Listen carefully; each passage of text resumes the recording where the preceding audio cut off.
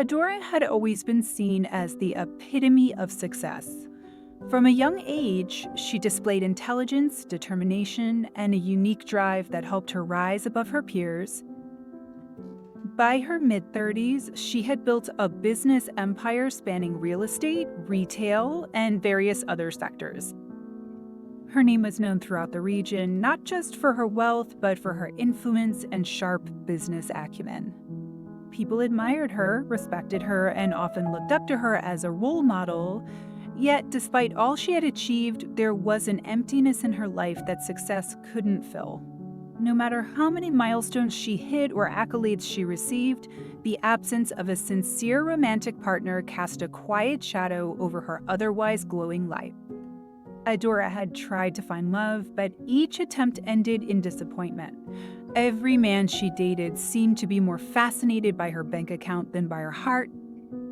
Some were charming and persuasive at first, but in the end, their true motives would surface. One man, Obina, swept her off her feet with grand gestures and promises of forever, only for her to later find out he was stealing from her company. Another, Feeney, a soft-spoken banker, seemed genuine until he began pressuring her to invest in a shady business deal meant to benefit only him. Relationship after relationship left Adora more guarded and disillusioned. Her heart, once open and hopeful, had grown wary and cautious.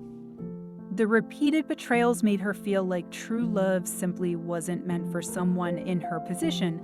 Eventually, she stopped trying, choosing solitude over the pain of being used. While Adora had come to terms with being single, her parents hadn't. Her mother often cried, begging her to find a husband and start a family, while her father gently reminded her that he longed for a son-in-law to stand beside him. The pressure from family and society never let up. People whispered behind her back, wondering how a woman could have so much yet remain alone. Others pitied her or made snide remarks about her being too ambitious for her own good. But Adora had reached a point where she didn't care about the judgment anymore. She focused on her businesses, helped others in the community, and continued to live her life on her own terms. Still, no amount of work or philanthropy could replace the quiet ache in her chest, the one that came from wanting someone who loved her for who she truly was, not what she had. It was a morning like any other when Adora opened the front door to leave for work and noticed something unusual on her doorstep. Wrapped tightly in a simple worn blanket was a tiny newborn baby boy, fast asleep with his face turned slightly upward. For a moment, she froze, shocked and unsure if her eyes were deceiving her. She looked up and down the street, hoping someone nearby might explain, but it was completely empty and quiet. Her heart raced as she knelt down, gently picking up the baby. He stirred in her arms and let out a soft cry, his tiny fists clenched and trembling in the cool morning air. Adora had never held a baby before, but in that moment, it felt oddly natural, almost like something inside her instinctively knew what to do. There was no note, no sign of who had left him. All she knew was that this fragile, abandoned child had been placed at her door, and somehow it didn't feel random. Her first instinct was to call the authorities or take him to an orphanage. That was what most people would probably do. But as she stood there holding him, something shifted in her heart. The baby wasn't just a stranger's child, he was a soul in need, and for reasons she couldn't explain, she felt deeply connected to him. Adora had spent years longing for love and companionship, struggling to find someone who truly cared for her. Now here was this little boy, helpless and alone, placed literally in her arms.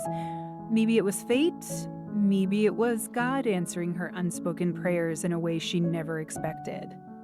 After hours of emotional back and forth, she made a decision that would change her life forever. She would keep him. She named him Cassier, a name that meant comfort my heart, because that's exactly what he brought her from the very moment she held him. When she told her family and close friends about Cassier, they were stunned.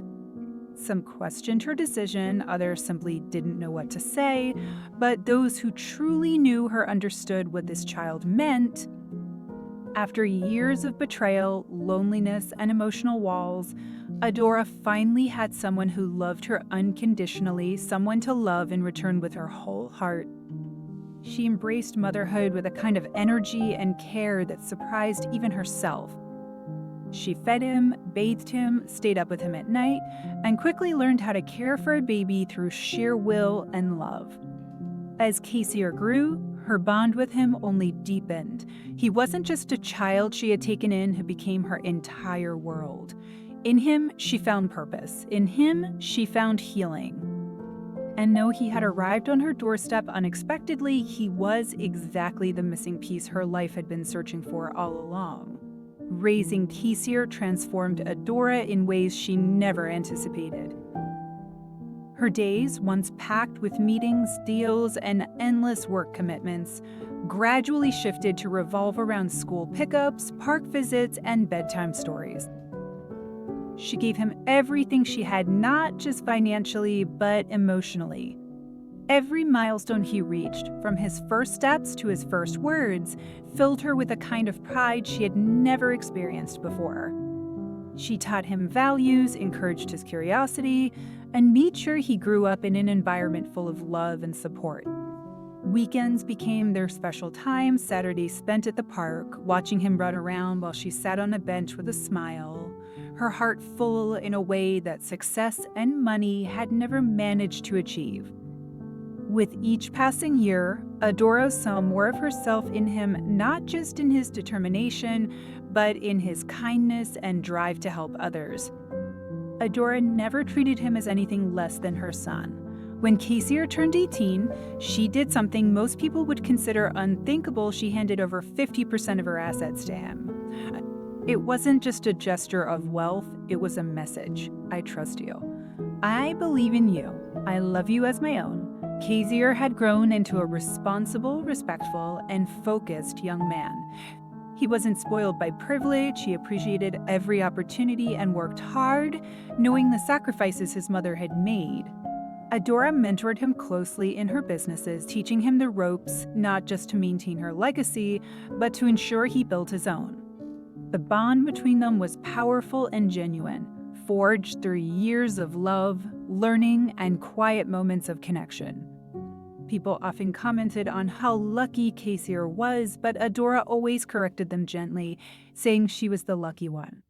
For Adora, motherhood wasn't something that came from giving birth, it came from choosing to love, nurture, and protect someone with all of your being. Casier never once made her feel like he saw her as anything less than his real mother. To him, she was his mother, in every sense of the word. Their home was filled with laughter, shared meals, and the kind of closeness most families only dream of. Adora had once feared she would go through life alone, but that fear had long disappeared. In Casier, she found a son, a companion, and the fulfillment she had spent years searching for. There were moments when she'd look at him and feel overwhelmed with gratitude for that morning on the doorstep, for the courage to say yes, and for every single moment since. Whatever pain she had once known was now replaced by joy, and the emptiness in her life had been filled with something far more meaningful than she ever imagined. For nearly 2 decades, life had settled into a peaceful rhythm for Adora and Casier. Their bond had only grown stronger with time, and every trace of the loneliness that once haunted Adora had faded. But that peace was suddenly shattered one afternoon when a plain envelope appeared on her doorstep. There was no name, no return address, just a folded letter inside. As she opened it and began to read, her hands started to tremble. The words were from a woman claiming to be Casier's biological mother. She thanked Adora for raising her son so lovingly, admitted she had been young and scared at the time she abandoned him, and now, years later, wished to have him back in her life. Adora's heart pounded with shock and disbelief. The letter wasn't just a thank you, it was a plea. The woman wrote that she had been married for years but hadn't been able to conceive another child. She said she was running out of time and begged Adora to return Kesir to her. The anger Adora felt was unlike anything she had known. How could this woman, who had walked away from her baby without so much as a note, suddenly show up, years later, asking to reclaim the child she had abandoned? Adora had been there for every scraped knee, every bedtime fear, every achievement and heartbreak. She wasn't just someone who took the boy in, she was his mother in every real and meaningful way, But underneath all the anger was fear that the law might favor blood ties over years of love. Fear that Kesir might be confused or worse, feel torn. That evening when he returned home, she couldn't hide her emotions. When he saw her crying, he sat beside her and asked what was wrong. With a trembling voice, she told him everything, how she had found him, how she chose to keep him, and now about the letter from his birth mother. Kesir was stunned. The news hit him like a wave, but what hurt most was the realization that his mother, his real mother, as far as he was concerned, was in pain. After a long, heavy silence, Kesir wrapped his arms around Adora and told her what she had longed to hear. "You are my mother. You are my mother. You raised me. You loved me. That's all that matters." His voice was steady, but his eyes shimmered with emotion. He wasn't confused and he wasn't torn. He was angry that someone would try to disrupt the only family he had ever known. Still, the unease lingered in both their hearts. They tried to move on, hoping the woman would stay away. But that hope vanished weeks later when she showed up at their home. Her name was Ifuna, and she looked desperate. She pleaded, cried, and even fell to her knees, begging Adora to let her into Kesir's life. But Adora stood firm. She had raised this boy. She knew his dreams, his fears, his favorite foods, and his strength. Yuna knew nothing of the young man he had become. In Adora's eyes, showing up now when it suited her didn't make her a mother. It made her a stranger, and one she would protect her son from at all costs. The situation took a darker turn when Ifuna, no longer content with begging at Adora's doorstep, decided to pursue legal action.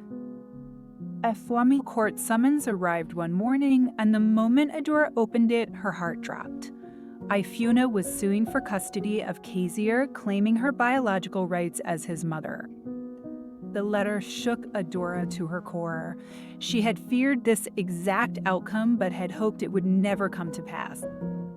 Despite everything she had done for Kesir, raising him with love, giving him a stable home, sacrificing her own peace for his well-being, she knew that blood ties could carry heavy legal weight. Kesir was furious when he heard the news. "I'm not a child. She can't just take me like I'm some lost property," he said angrily, pacing around the room. Adora, while deeply touched by his support, couldn't hide her worry. "The law might not see it that way," she told him softly. "We have to be ready for anything." As news of the legal battle spread through their community, reactions were swift and intense. People had always wondered about Kesir's origins, but now that the truth was out, it only strengthened their admiration for Adora. They remembered her generosity, her kindness, and how she had never turned anyone away when they were in need. Most were appalled that someone would try to take away the son she had devoted her life to. On the day of the court hearing, the room was tense with anticipation.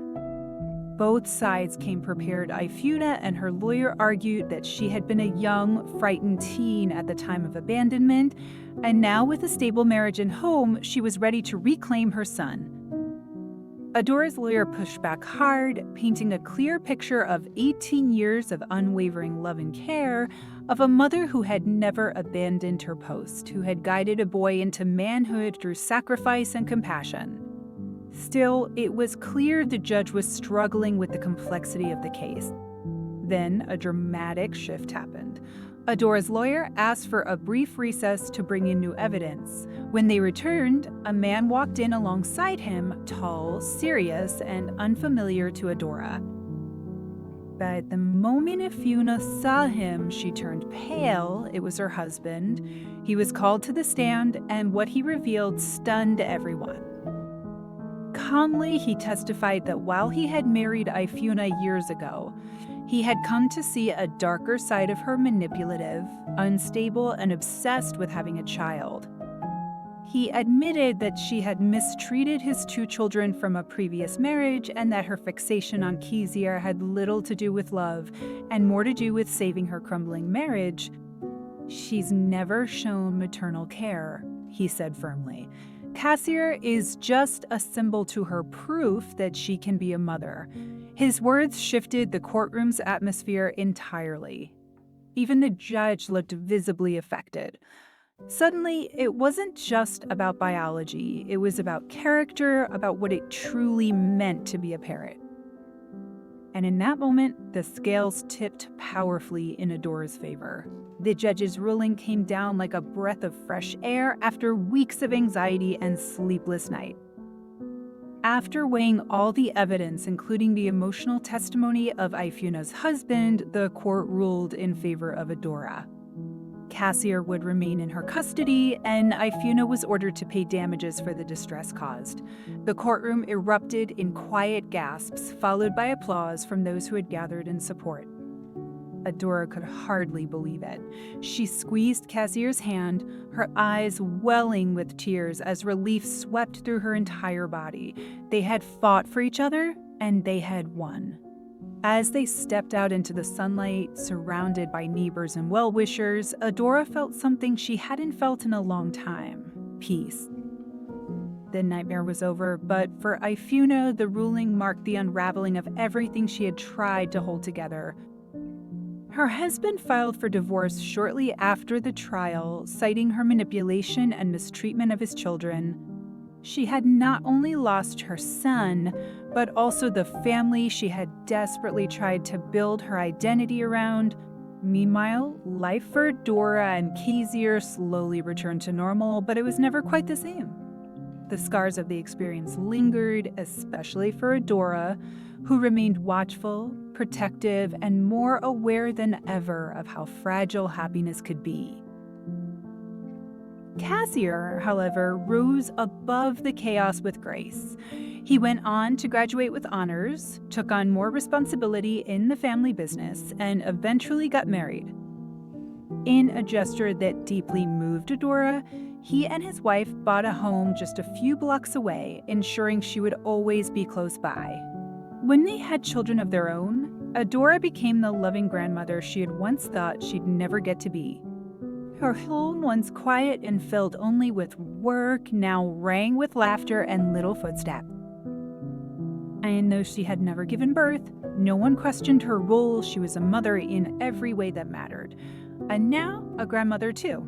This story reminds us that family isn't always defined by blood, it's defined by love, sacrifice, and the people who show up and stay. Adora's journey wasn't easy. She faced heartbreak, loneliness, and a terrifying battle to protect the child she had chosen to love. But through it all, she proved that real parenthood is about being present, offering guidance, and loving unconditionally, no matter the circumstances.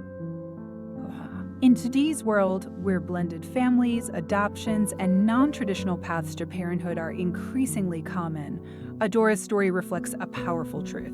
The people who raise us, care for us, and never walk away, those are the people who earn the title of family. And sometimes it's not fate or blood that brings a family together, but a single act of courage on an ordinary morning and the love that grows from it for a lifetime.